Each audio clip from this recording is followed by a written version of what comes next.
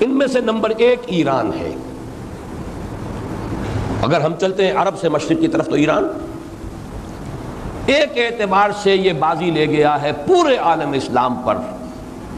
ان کے مذہبی عقائد، ان کی فقہ سے ہمیں جو اختلاف ہے وہ ہے اپنی جگہ پر ہے. آپ کو معلوم ہے میرے بارے میں کسی کو اشتباہ نہیں ہو سکتا اس اعتبار سے. میری جس درجے دشمنی رکھی گئی ہے، جس طرح میرے سر کا جو ہے مطالبہ ہوتا تھا. 2 ہی آدمی تھے پاکستان میں کہ جن کے سر مانگے گئے، ایک کراچی کے وہ شاہ بلیغ الدین صاحب اور ایک میں. تو اس حوالے سے وہ اپنی جگہ پر اختلاف ہے، لیکن اس حقیقت کا اعتراف کیے بغیر نہیں رہا جا سکتا پورے عالم اسلام میں یہ واحد مسلمان ملک ہے جس نے بہرحال اپنی شریعت، اپنے عقائد کے مطابق ایک مذہبی انقلاب برپا کیا ہے. اور پورے عالم اسلام میں مذہبی سطح پر حکومت کی سطح پر فنڈامنٹلسٹ صرف ایک ملک ہے، یا دوسرا جو ہے تھوڑا سا وہ ہے سوڈان. لیکن اس کی اہمیت اس لیے نہیں کہ وہ کسی عوامی انقلاب سے نہیں بنا، بلکہ وہ تو ایک فوجی انقلاب سے شکل بنی ہے جو بھی بنی ہے. اللہ کرے اس میں استقامت ہو، اس سے یقینی کوئی نتیجہ برآمد ہو جائے. خبریں بھی اچھی آ رہی ہیں، لیکن میں تو دنیا کا جو پرسپیکٹو ہے اس کے حوالے سے عرض کر رہا ہوں کہ اس پہلو سے ایران ان کا ٹارگٹ ہے، ٹارگٹ نمبر 1 ایک خاص اعتبار سے. ٹارگٹ نمبر 1 ایک دوسرے اعتبار سے ہم ہیں، وہ میں بعد میں عرض کروں گا. چونکہ حکومت کی سطح پر فنڈامنٹلزم ہے اور وہ آیا ہے ایک عوامی انقلاب کے نتیجے میں، پھر ان کے پاس تیل کی دولت ہے. اس کے خلاف اکنامک سینکشنز بھی ہو جائیں تو اگر لیبیا کھڑا ہو سکتا ہے تو بہرحال وہ بھی کھڑا ہو سکتا ہے. اور نقشہ وہ دنیا کو دکھا چکا ہے کہ لڑا دے ممولے کو شہباز سے. یہ نقشہ بھی اس نے دکھا دیا.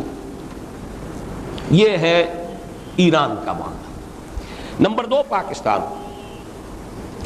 پاکستان 400 برس کی تجدیدی مساعی کا امین ہے، امانت دار ہے. پورے ہندوستان میں مجدد الفسانی رحمۃ اللہ علیہ، شاہ ولی اللہ دہلوی رحمۃ اللہ علیہ، سید احمد بریلوی رحمۃ اللہ علیہ اور ان کا جہاد. پھر اس 20ویں صدی عیسوی میں یا 14ویں صدی ہجری میں علامہ اقبال جیسا مفکر، مولانا مودودی جیسا مصنف، مولانا الیاس جیسا مبلغ، شیخ الہند جیسا مجاہد حریت، پورے عالم اسلام میں ان کا پیرلل کوئی موجود نہیں. یہ 400 سال کی تاریخ ہے. اس کی امانت اور اس کے نتیجے میں یہاں کے مڈل کلاس میں فنڈامنٹلزم کا ایک نیوکلیس ہے، اگرچہ حکومت کی سطح پر کوئی پیش رفت نہیں ہو سکی آج تک، بلکہ اب تو پسپائی ہو رہی ہے، اب پیچھے ہٹ رہے ہیں. وہ ہمارے ان سیاسی جو بھی زعماء ہیں، جو جماعتیں ہیں، ان کی غلطی اور الیکشن ہی کو واحد میدان بنا کر اس کے اندر اپنا سارا وقت و توانائیاں اور قوتیں ضائع کر دینا، یہ ہے در حقیقت جس کا کہ یہ صدا مل رہی ہے کہ اس اعتبار سے تو پسپائی کی طرف ہے معاملہ، کسی پیش رفت کی طرف نہیں ہے.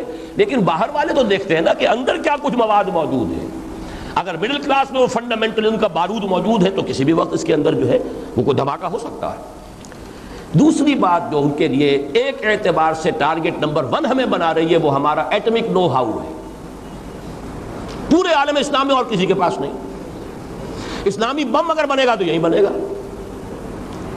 یہ ہے مختلف اسباب جس کے بنا پر ایران اور پاکستان کو آپ بریکٹ کر لیجئے. یہ اس نیو ورلڈ آرڈر یا آج کی میری گفتگو کے حوالے سے یہودی اور عیسائی گٹھ جوڑ کا جو ٹارگٹ نمبر 1 ہے، ایک اعتبار سے ایران ہے، ایک اعتبار سے پاکستان.